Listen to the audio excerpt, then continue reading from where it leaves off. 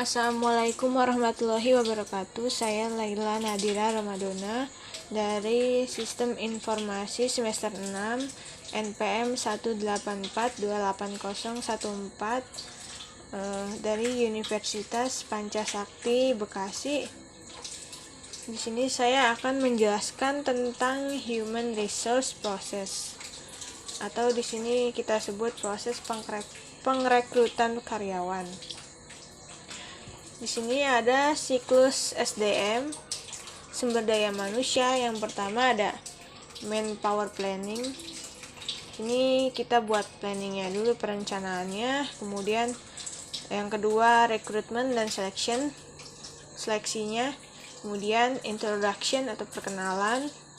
Kemudian training, pelatihan. Kemudian 5 career path.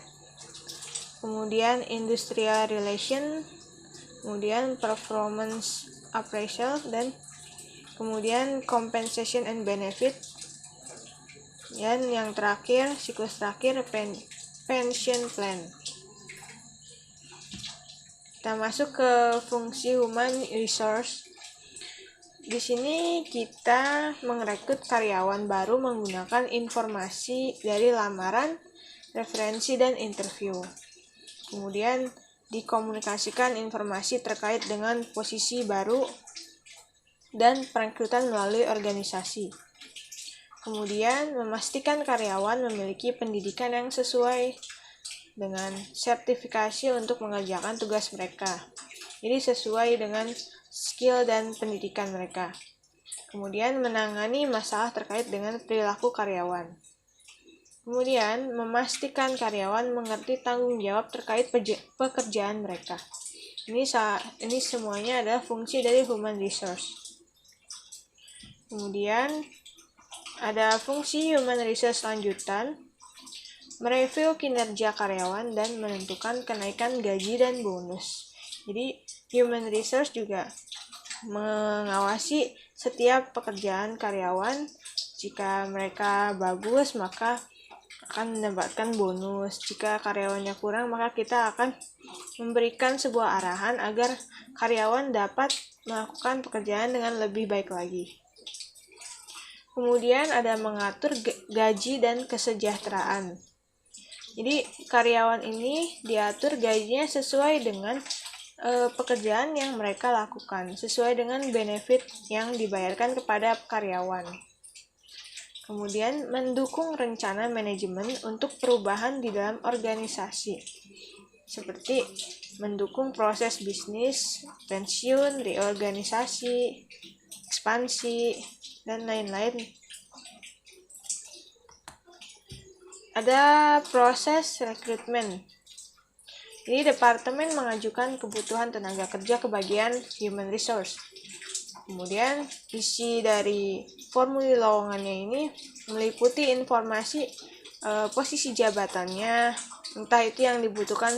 Misalnya kita di industri manufaktur, staf operator produksi, quality control, kemudian purchasing, dan yang lain-lain. Kemudian kualifikasi yang diperlukan, misalnya pria, kemudian umurnya maksimal berapa, minimal berapa, kemudian kualifikasi yang lain seperti harus bisa melakukan target ini, atau bisa melakukan pekerjaan ini, bisa melakukan pekerjaan sesuai yang dibutuhkan. Kemudian sifat jabatan itu part-time, full-time, atau PKL, atau sementara.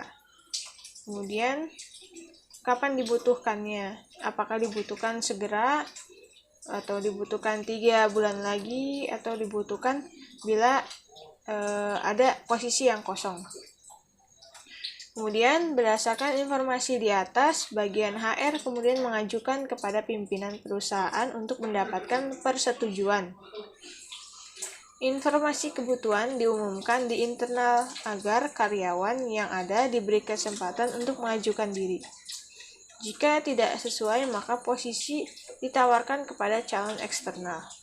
Jadi misalnya ada karyawan mau pensiun atau pindah kerja atau keluar dari tempat kerja, maka posisi lowongan itu kita akan mencari orang yang di dalam terlebih dahulu, seperti rekan kerja yang lain yang bisa mengatasi atau menjalani pekerjaan tersebut.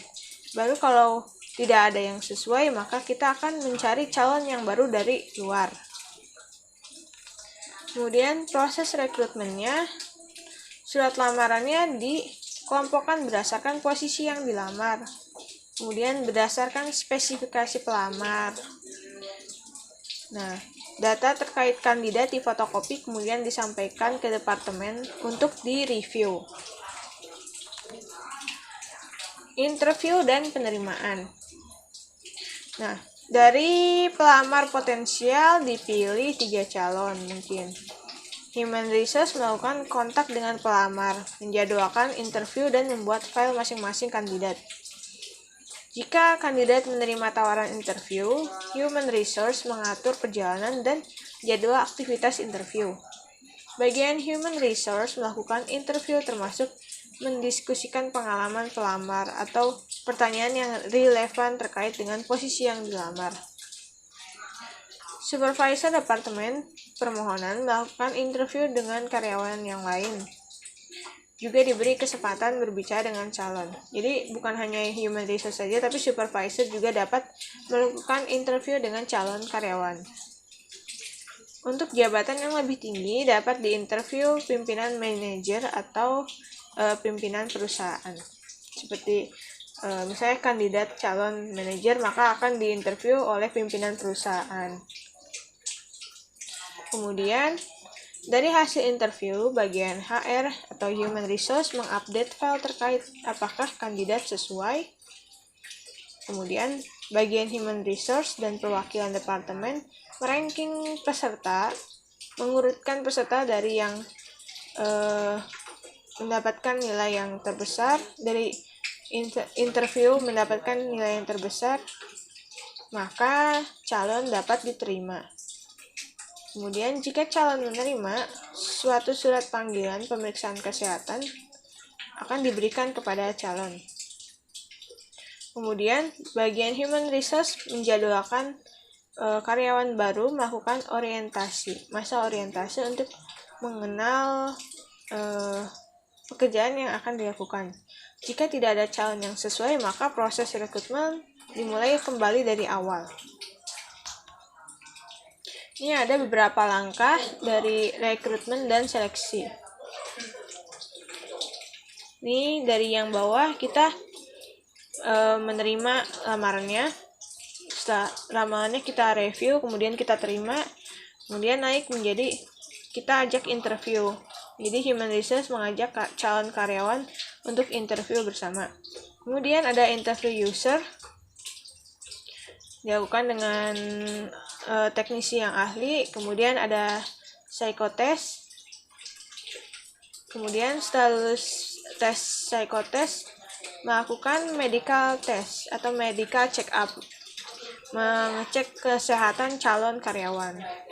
Kemudian calon karyawan ini siap untuk menjalankan pekerjaan, tapi sebelumnya kita melakukan orientasi terlebih dahulu. Nih, ada penilaian karyawan. Setelah karyawan diterima, bagian HR tetap berkomunikasi dengan departemen terkait untuk memastikan kinerja dari karyawan tersebut apakah baik ataukah selalu meningkat setiap bulannya atau setiap harinya. Kemudian secara berkala Human Resource memberikan penilaian karya untuk karyawan yang lama maupun baru. Kemudian ada turnover. Biaya turnover dapat terdiri dari biaya rekrutmen, biaya orientasi, dan training. Kemudian ada biaya kinerja di tahun awal karena karyawan masih proses belajar atau menyesuaikan diri.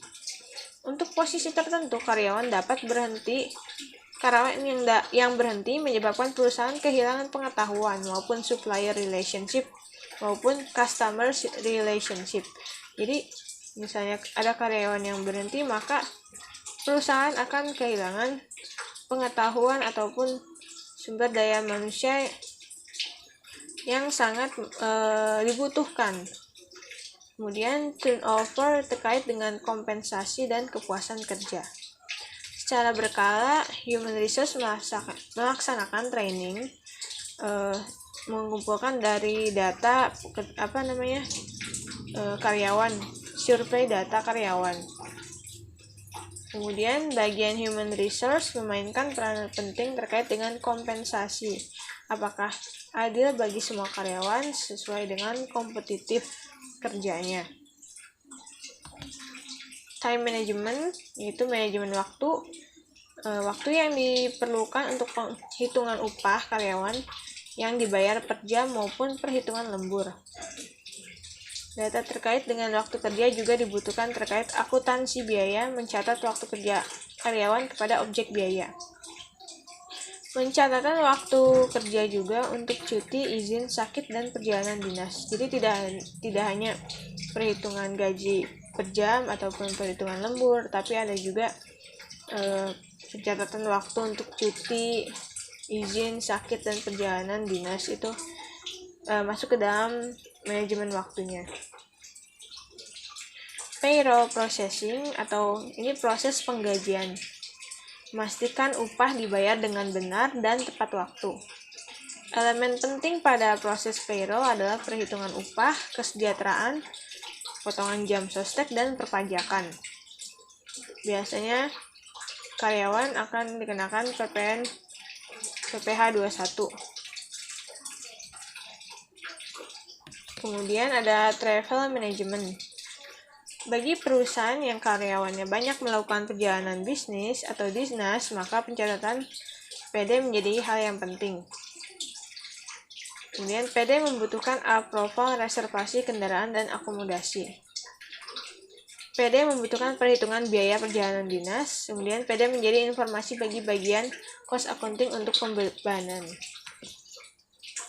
Training dan development. Training dan pengembangan diperlukan untuk meningkatkan kemampuan kontribusi karyawan kepada organisasi. HR merencanakan dan menjadwalkan training dengan baik agar training menjadi efektif. Training dan development adalah penting untuk perencanaan pensiun, perencanaan karir, dan talent management. Development program juga meliputi rotasi kerja. Di sini saya punya flowchart proses pengrekrutan karyawan. Mari kita lihat di sini. Jadi mulai dari daftar di HRD atau istilahnya kita memberikan lamaran pada HRD. Masukkan syarat administrasi, itu file-file yang dibutuhkan seperti surat lamaran pekerjaan, kemudian data nilainya, kemudian SKCK, dan lain-lain. Nah, jika pria, maka akan diambil sebagai karyawan lapangan. Jika bukan pria atau tidak pria atau wanita, maka akan ditempatkan di karyawan kantor, di kantor. Kemudian ada tes tertulis. Jika tesnya gagal, maka akan selesai. Jika tesnya berhasil atau iya, maka akan melakukan tes kesehatan. Sama untuk yang karyawan wanita, jika psikotesnya gagal, maka akan berakhir di sana. Kemudian jika proses wawancara berhasil, maka akan diterima. Ya, seperti itu proses flowchart dari proses rekrutmen karyawan. Sekian dari penjelasan saya mengenai Human Resource Process. Wassalamualaikum warahmatullahi wabarakatuh.